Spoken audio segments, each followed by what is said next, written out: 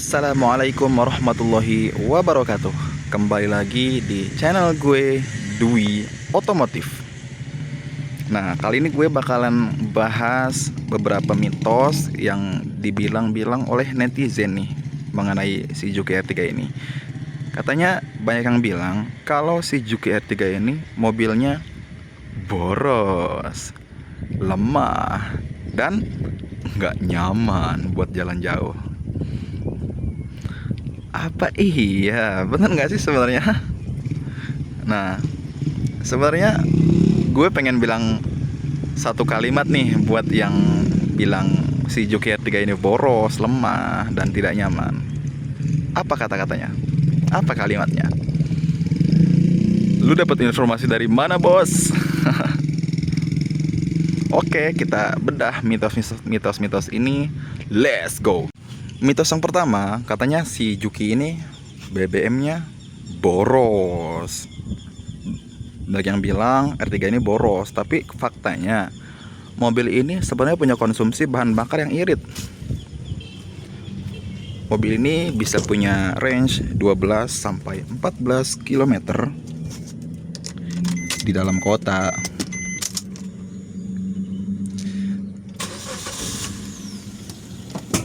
Dan punya 17 km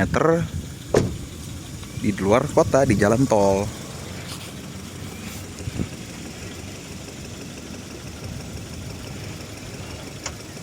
Udah pasti juga mobil ini punya konfigurasi mesin K14B. Aduh, gimana ini? Susah banget. Aduh, susah guys.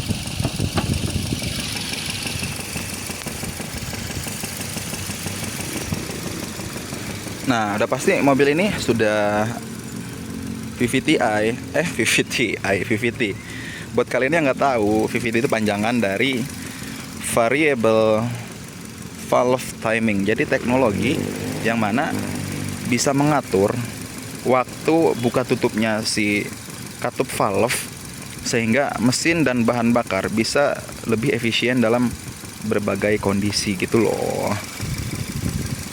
Jadi sebenarnya keiritan dan keborosan bahan bakar itu tergantung dari gaya menyetir. Yang pasti mobil ini dari pabrikannya bawaannya sudah irit kok. Nah, mitos yang kedua, katanya mobil ini lemah, nggak bertenaga. Apa iya ya?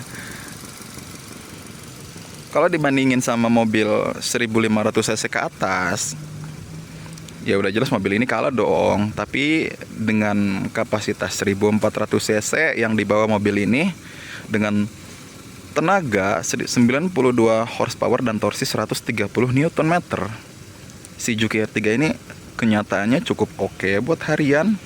Selama gue pakai mobil ini, gue nggak ada keluhan tuh mengenai tenaga atau nggak bisa nanjak.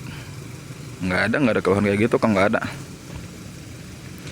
Apalagi kalau misalnya kita tahu trik nyetir daripada si Juki R3 ini, udah pasti kuat nanjak. Yang penting jangan dibawa ke jalan tanjakan tanah, ya udah pasti ya udah pasti nggak selamat dong.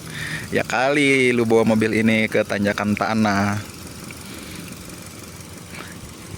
Fortuner atau Pajero aja ya belum tentu sanggup, apalagi mobil ini.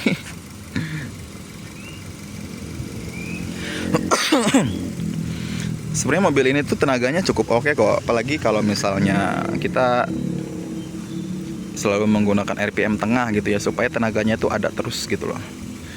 Nah, mitos yang ketiga, katanya si Juki R3 ini katanya gampang ambles nih. Mungkin ininya kali ya, mungkin si shock belakang ini kali ya. Nah, selama saya bawa mobil ini, nggak ada tuh keluhan mobilnya ambles sampai mentok. Mobil ini sebenarnya cukup oke loh. Mungkin bukan R3 kali, mungkin kali ya Sigra, udah jelas itu amblas. Siapa yang nggak tahu ya kan, mobil itu kalau full penumpang pasti amblas. Kalau si Juki R3 udah pasti enggak dong, seamblas-amblas sama mobil ini. Masih toleransi sebenarnya.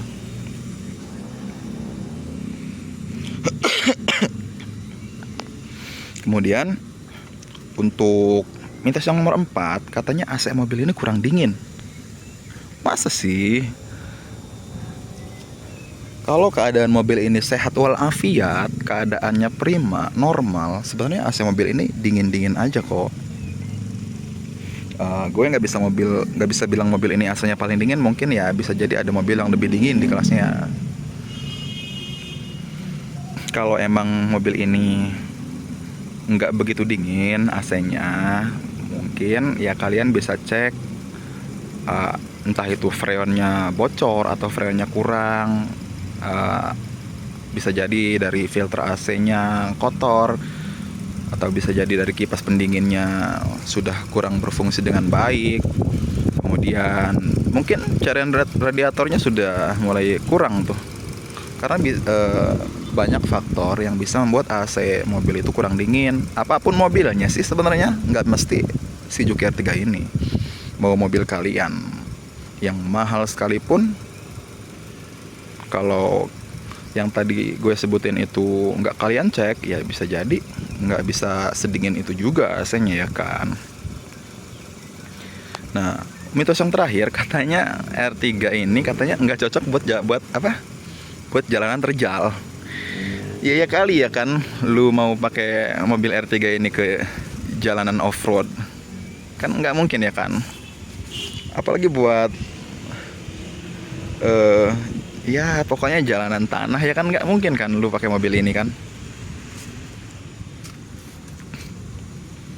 Kalau lu mau jalanan off-road, mau tanjakan off-road, jalanan berlumpur, jalanan terjal yang banyak tebing-tebing, ya sebisa mungkin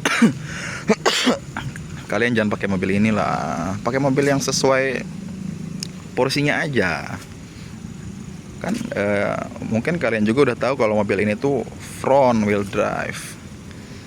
Ya minimal kalau kalian pengen jalan terjal, kalian cari penggerak belakang atau 4 roda lah.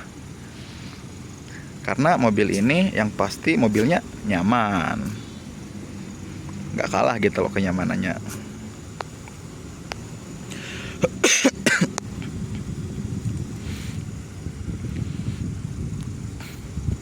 Jadi mitos-mitos tadi udah terbantahkan ya.